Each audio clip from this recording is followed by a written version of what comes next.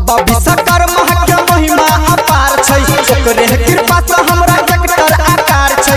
बाबा विश्वकर्मा के महिमा अपार छै, ओकरे कृपा से हमरा ट्रैक्टर आकार छै। देखो न महिमा ई अपरंपार, हाँ हाँ अपरंपार। बाबा विश्वकर्मा द देलकै आशीर्वाद, डीजे वाला छौरा जर देलकै तार। बाबा विश्वकर्मा द देलकै आशीर्वाद, डीजे वाला छौरा जर देलकै तार। बाबा विश्वकर्मा के महिमा अपार छै, ओकरे कृपा से हमरा ट्रैक्टर आकार छै। देखो न महिमा ई अपरंपार, हाँ हाँ अपरंपार। बाबा विश्वकर्मा द देलकै आशीर्वाद, डीजे वाला छौरा जर देलकै तार। बाबा विश्वकर्मा द देलकै आशीर्वाद, डीजे वाला छौरा जर देलकै तार। डीजे चंदेश्वर पंडित की प्रास जाऊं, डीजे चंदेश्वर पंडित की प्रास जाऊं।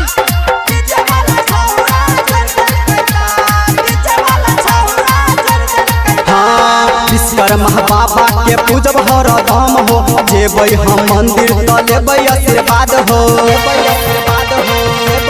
हाँ हाँ विश्वकर्मा बाबा के पूजब हरदम हो, जेबै हम मंदिर त लेबै आशीर्वाद हो।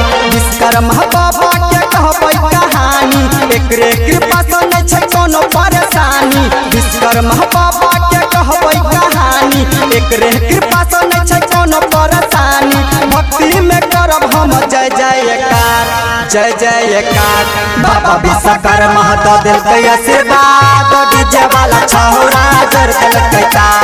बाबा विश्वकर्मा द देलकै आशीर्वाद, डीजे वाला छौरा जर देलकै तार। डीजे चंदेश्वर पंडित की प्रास जाऊं, डीजे चंदेश्वर पंडित की प्रास जाऊं। Presented by Sandhya Entertainment.